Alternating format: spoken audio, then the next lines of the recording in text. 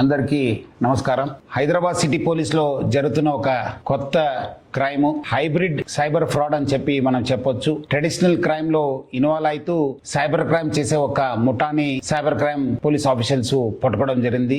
ఇది ఎట్లా జరుగుతుందంటే, మొబైల్ థెఫ్ట్ చేసిన తర్వాత వాళ్ళ అకౌంట్ లో ఉన్న అంత డబ్బులు ఖాళీ చేసి ఫస్ట్ టార్గెట్ చేసేదేమో సెల్ ఫోన్, తర్వాత టార్గెట్ చేసేది బ్యాంక్ అకౌంట్. సీనియర్ సిటిజన్స్ ని, అమాయక ప్రజల్ని, రద్దీ ఉన్న ప్లేసెస్ లో మార్కెట్ కావచ్చు, రైల్వే స్టేషన్స్ కావచ్చు, స్మార్ట్ ఫోన్ యూజ్ చేస్తారు. వాళ్ళని టార్గెట్ చేసి దొంగతనం చేసిన తర్వాత ఈ సైబర్ క్రైమ్ కి పాల్పడుతున్నారు. ఆ ఒక ఫోన్ దొంగతనం చేసి అదే ప్యాటర్న్ యూజ్ చేసి బ్యాంక్ అకౌంట్ ఖాళీ చేస్తారు.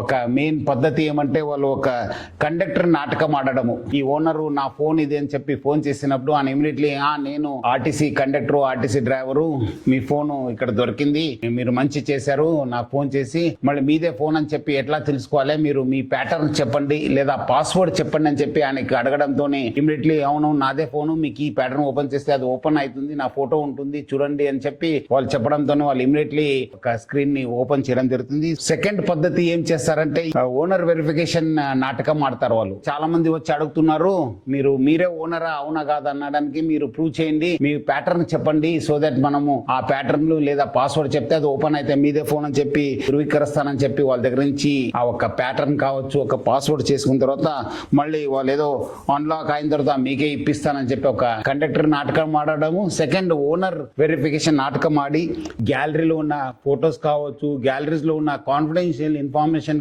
ఈ నోట్స్ లో బ్యాంక్ డీటెయిల్స్ కావచ్చు, పాన్ కార్డ్ డీటెయిల్స్ కావచ్చు, పాస్వర్డ్స్ కావచ్చు, ఈ వాట్సాప్ చాట్ లో కూడా చాలా మంది పెట్టడంతో వాళ్ళు యాక్సెస్ రావడం జరుగుతుంది. ఆ కాన్ఫిడెన్షియల్ ఇన్ఫర్మేషన్ లో వాళ్ళు రకరకాల మన యాప్స్ ఉన్న ఫోన్ పే యాప్స్ కావచ్చు, గూగుల్ పే యాప్స్ కావచ్చు, పేటిఎం యాప్స్ ని ఓపెన్ చేసి యూపీఐ పిన్స్ ని రీసెట్ చేసి మళ్ళీ ఫోన్ లో అక్కడ ఉన్న వాళ్ళ అకౌంట్ లో ఉన్న డబ్బులంతా వాళ్ళు మళ్ళిస్తారు, వాళ్ళ అకౌంట్ కి ట్రాన్స్ఫర్ చేసుకుంటారు. అట్లానే కొంతమంది తెలివిగా బెట్టింగ్ యాప్స్ కావచ్చు, లేదంటే గేమింగ్ యాప్స్ కావచ్చు, డిజిటల్ వ్యాలెట్స్ కూడా అమౌంట్ మళ్ళించి అక్కడి నుంచి కూడా అమౌంట్ వాళ్ళు డ్రా చేస్తారు.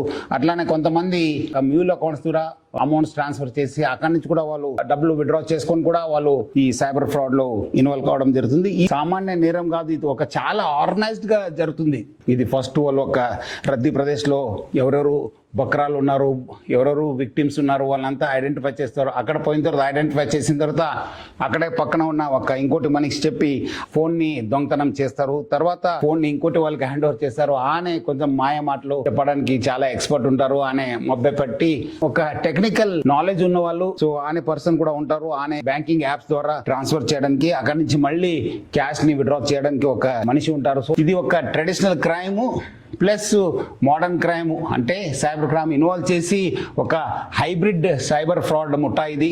మీకు అలాంటి కాల్స్ వస్తే ఎవరు కూడా మీరు చెప్పొద్దు, పోలీస్ కంప్లైంట్ ఇస్తానని చెప్పి పోలీస్ లిస్ట్ కూడా ఇది తీసుకురావాలి.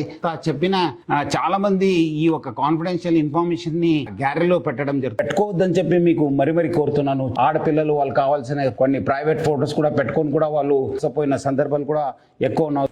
ఫోన్ ని సిమ్ ని బ్లాక్ చేయండి అని చెప్పి ఇమీడియట్లీ కాల్ చేయాలి.